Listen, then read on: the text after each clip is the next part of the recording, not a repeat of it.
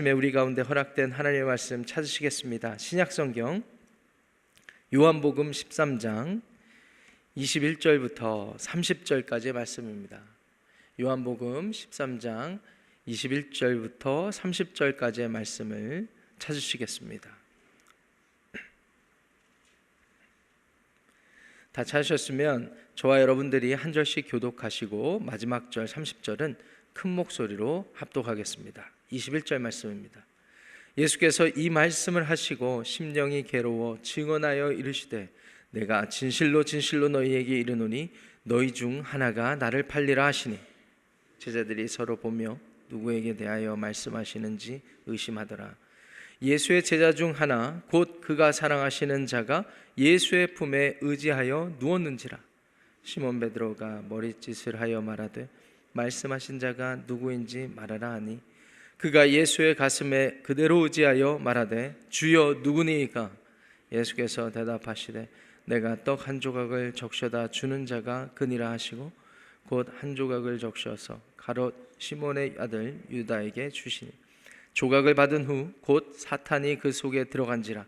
이에 예수께서 유다에게 이르시되 네가 하는 일을 속히 하라 하시니 이 말씀을 무슨 뜻으로 하셨는지 그 앉은 자 중에 아는 자가 없고 어떤 이들은 유다가 돈꾀를 맡았으므로 명절에 우리가 쓸 물건을 사라 하시는지 혹은 가난한 자들에게 무엇을 주라 하시는 줄로 생각하더라. 함께합니다. 유다가 그 조각을 받고 곧 나가니 밤이러라. 아멘. 하나님의 말씀입니다. 꽤 오래전에 한국의 한 큰 대형 병원에서 연구조사를 한 아티클, 기사를 본 적이 있습니다. 사람에게 주는 스트레스의 요인 중에 가장 큰 요인 중에 하나가 바로 대인관계 때문이라고 합니다. 그러니까 어떤 관계적인 이슈 때문에 사람은 스트레스를 받는다라는 것입니다. 스트레스는 무엇입니까? 어떤 상황이나 어떠한 일들로 인하여서 받게 되는 정서적이고 신체적으로 받게 되는 그러한 일들에 대한 것입니다. 우리가 어떻게 반응하는지에 대한 것입니다. 그것이 스트레스예요. 그런가 하면 서울대학교 행복연구소라는 곳에서 연구했던 조사도 제가 보게 되었는데요. 거기에 보니까 사람이 왜 행복하지 않아서 왜 그렇게 불행하다고 느끼게 되는지 이 연구조사를 했는데 이 가장 큰 요인 중에 하나도 이 대인관계가 있었습니다. 조금 더 스페시픽하게 세부적으로 그 연구한 조사의 내용은요, 사람이 언제 인간관계에서 스트레스를 받는가 봤더니 어떠한 기준에 못 미쳤다라고 생각하거나 그래서 그것들에 대해서 사람들이 자기 자신을 그 기준 밑으로 평가하고 판단할 때, 나아가서 정죄할 때 이 사람들이 극심한 스트레스를 받는다라고 합니다. 여러분도 어떻게 공감하시겠습니까? 여러분, 이런 결과들을 우리가 생각하면서 우리는 무엇을 생각해야 될까요? 어떤 것들을 또 더 깊이 생각해야 될까요? 여러분, 우리들에게 복음을 합리적으로 설명했다라고 평가받았던 우리 C.S. 루이스라는 분이 쓴 순전한 기독교라는 책에서 보면은 복음을 풀어갈 때 그 시작을 이렇게 하는 것을 우리는 보게 됩니다. 사람 안에 누구나 가지고 있는 어떤 의의 기준, 그 기준을 설명할 때 관계 안에서 설명하는 것을 보게 됩니다. 사람들은요, 사람에 대한 기대치가 있는 것 같아요. 아니, 어떻게 당신이 나한테 그렇게 얘기할 수 있어? 아니, 내가 학교 갔는데 어떻게 선생님이 그렇게 할 수 있지? 사람은 누구나 이런 기대치를 가지고 있는데 여러분 가만히 생각해 보세요. 왜 그런 기대치를 가지게 되는지. 어떤 기준을 갖고 있는 거예요. 그 기준은 어디서 오는 것입니까? 성경에 따르면 하나님의 형상을 따라 지어졌기 때문에, 하나님이 이 세상을 하나님의 공의로 지으셨기 때문에, 그리고 이 세상은 하나님의 손 안에 있기 때문에 우리에게 심겨진 센스가 있는 것입니다. 그런데 그 센스가 바르게 작동하지 않아요.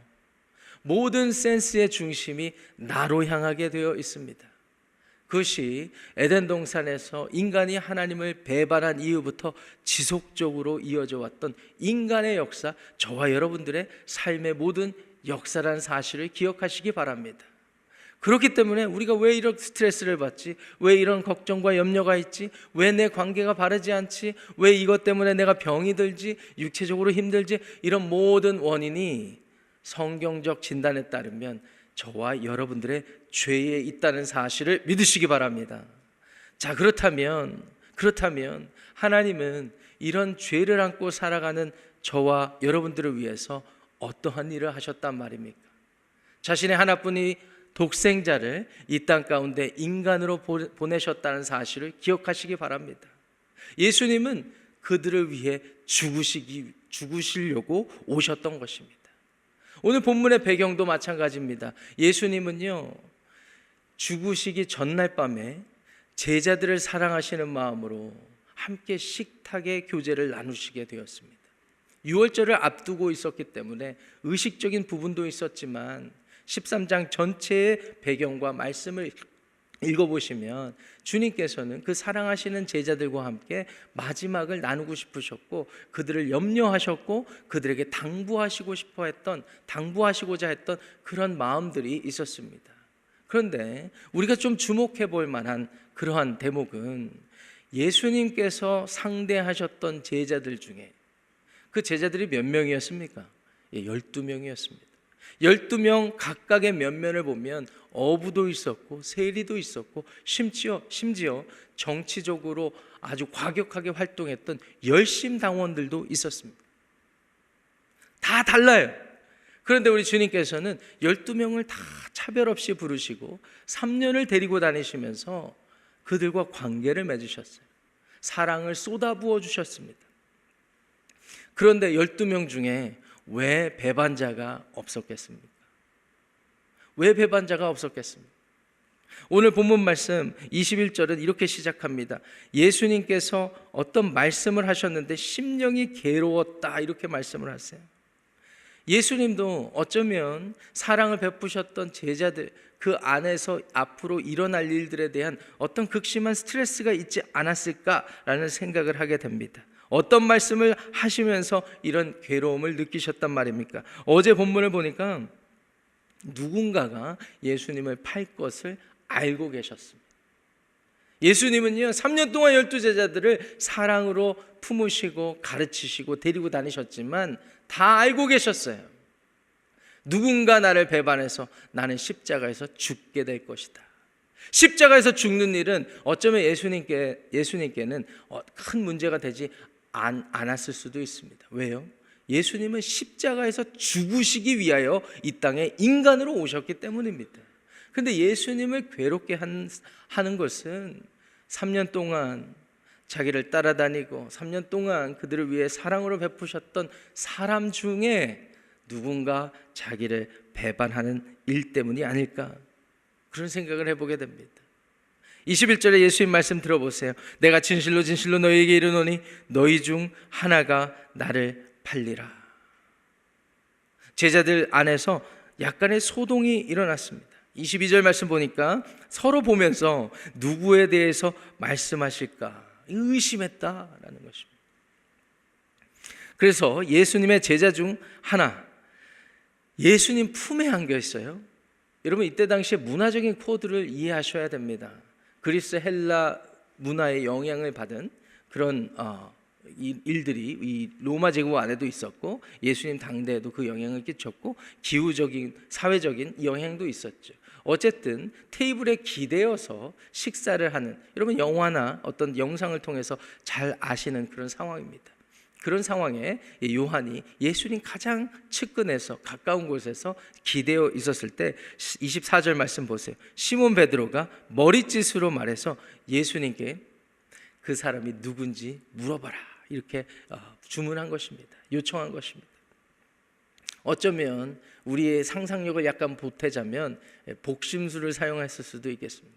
누군지 물어봐라 이런 식으로 말입니다. 중요한 것은 그가 예수님을 의지해서 물었습니다. 주님 누구십니까? 25절 말씀 보세요. 주여 누구니이까?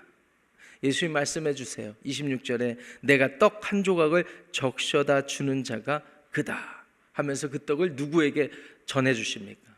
가롯 유다에게 전해 주셨습니다. 이 가롯 유다가 어떤 사람일까? 성경의 기록의 근거에서만 우리가 생각해야 되기 때문에 많은 사실들을 우리는 알 수 없지만 그의 출신 지역과 그의 이름에서 우리가 어느 정도 추정해 볼 수 있는 것은 그가 갈릴리 출신은 아닌 것 같고요. 아마 유다 지역 어느 곳이 출신일 거라는 그런 생각을 하게 됩니다.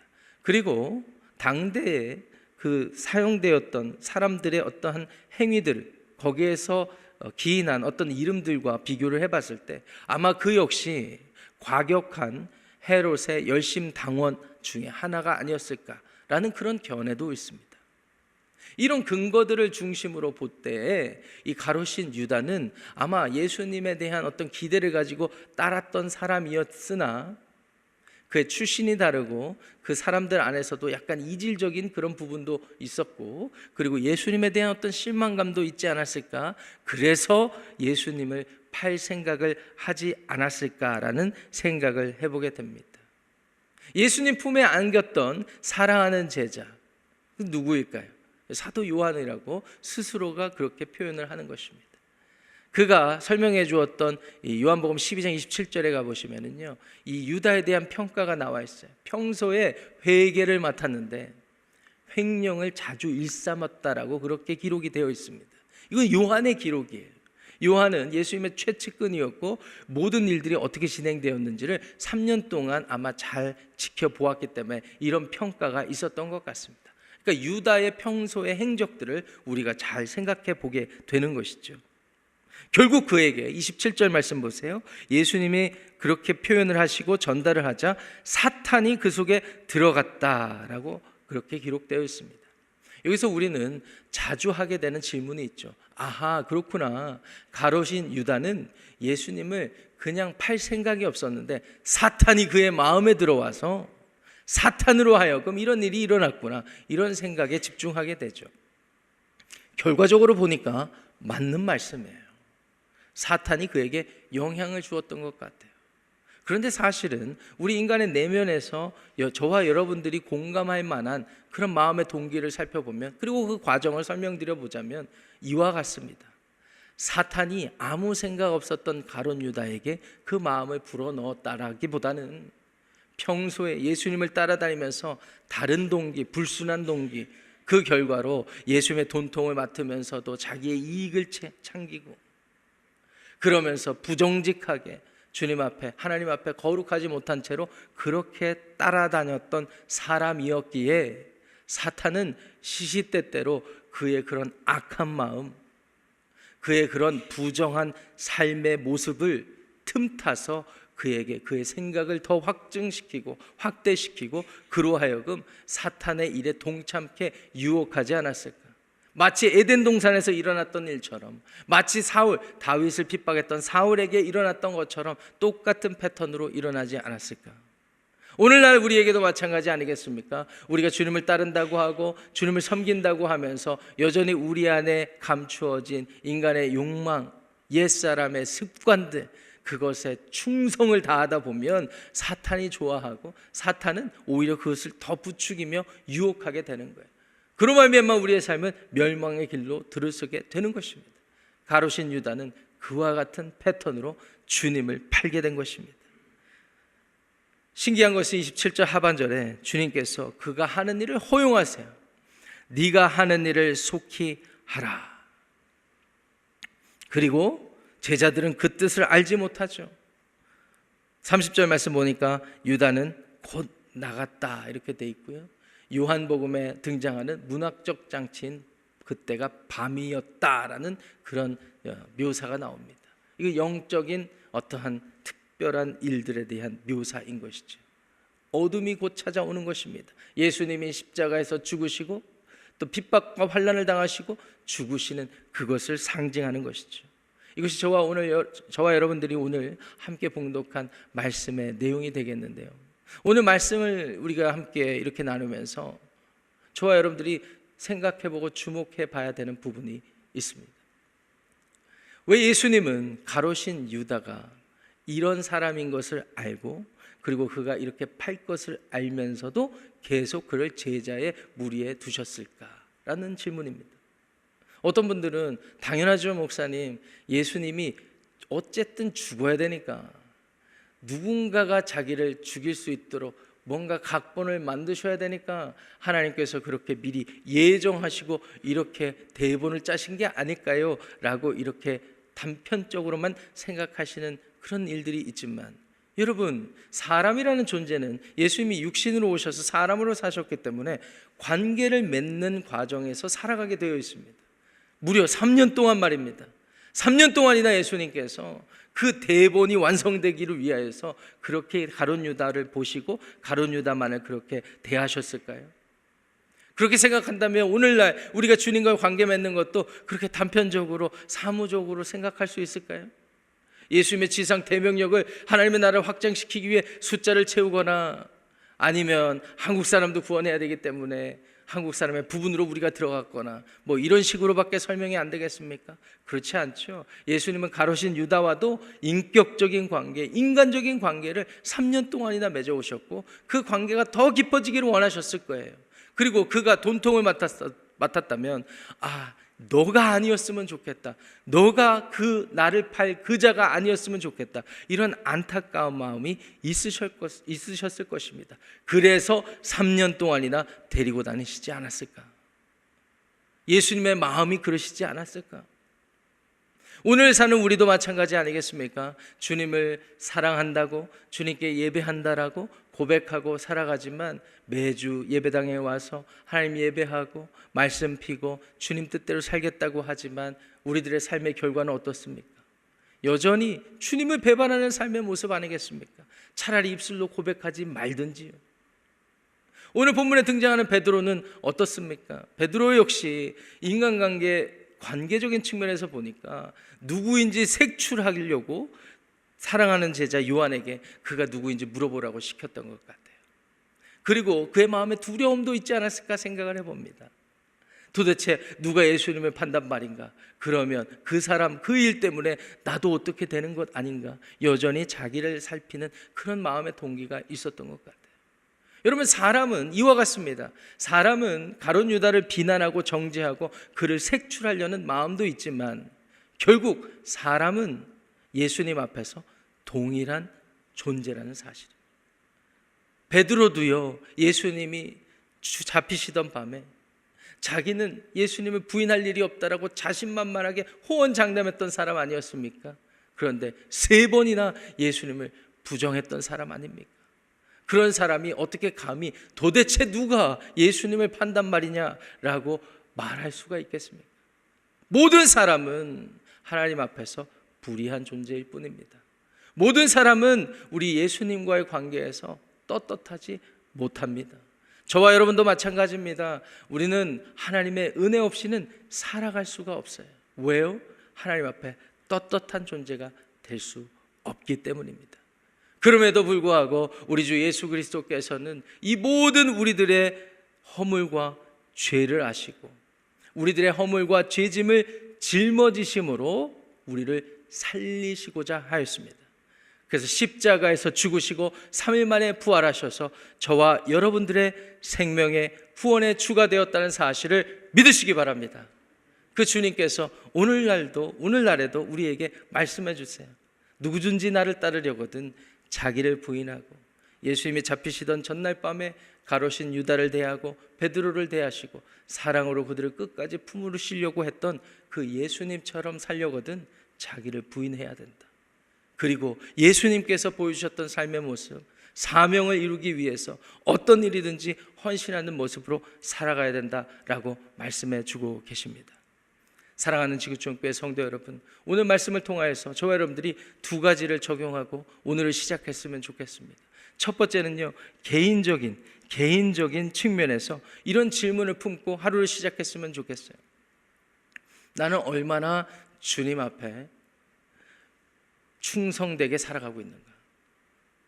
나는 얼마나 주님 앞에 충성되게 살아가고 있는가? 가룟 유다를 정죄하기 이전에, 베드로처럼 누구인지 색출하기 이전에, 베드로처럼 예수님이 나는 부인하지 않겠다라고 말하면서 오히려 3번이나 부인하지 않는 삶을 살기 위해서 오늘 우리는 이런 질문으로 시작했으면 좋겠어요. 다른 사람을 주목해서 정죄하기 이전에 나에 대한 고백이 있기를 원합니다. 나는 하나님 앞에 얼마나 떳떳한 사람인가? 나는 예수님 앞에서 얼마나 충성된 사람인가? 두 번째는요, 상대적으로 적용했으면 좋겠는데요. 나는 예수님처럼 다른 누군가에 대해서 얼마나 헌신적인 사람인가. 우리의 가족들, 우리의 친지들, 우리의 친구들, 우리 주변의 이웃들, 우리 일꾼들, 우리 동료들, 우리 교회 교우들 생각할 때 배신감에 치를 떨고 저 사람이 어떻게 나한테 저렇게 행동할 수가 있어. 이런 마음으로 살아간다면 어쩌면 예수님을 따르는 부족한 모습을 우리는 보이고 있는 것입니다.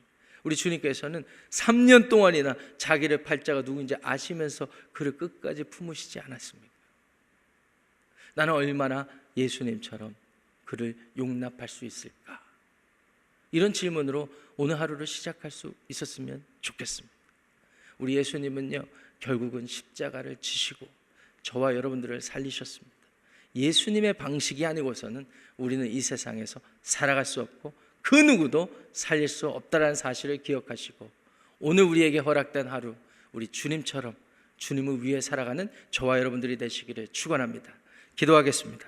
하나님 아버지, 감사합니다. 오늘 우리에게 주신 예수님의 모습, 예수님의 그러한 관계를 품으시는 그런 태도를 우리가 생각해 봅니다.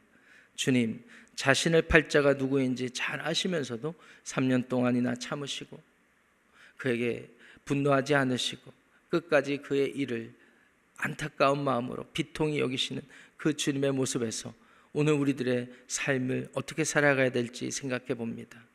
주님, 우리도 주님을 매일매일 배신하며 살아갑니다. 그럼에도 우리를 용납해 주시니 감사드립니다. 그 은혜를 알고 우리 역시 주님처럼 살기를 원합니다. 우리 주변에 소외된 자들, 우리 주변에 예수님을 배반했다라고 여기는 사람들을 정죄하거나 그렇게 여기지 아니하고 우리 주 예수님처럼 끝까지 주님께로 돌아올 수 있도록 그들을 주님께로 돌이킬 수 있는 사명의 삶을 살아가게 하여 주옵소서. 예수님의 이름으로 기도합니다. 아멘. 하늘에 계신 우리 아버지여, 이름이 거룩히 여김을 받으시오며 나라가 임하시오며 뜻이 하늘에서 이루어진 것 같이 땅에서도 이루어지이다. 오늘 우리에게 일용할 양식을 주시옵고 우리가 우리에게 죄 지은 자를 사하여 준 것 같이 우리 죄를 사하여 주시옵고 우리를 시험에 들게 하지 마시옵고 다만 악에서 구하시옵소서. 나라와 권세와 영광이 아버지께 영원히 싸움나이다. 아멘. 오늘 하루도 각자 기도하심으로 하루를 시작하시겠습니다.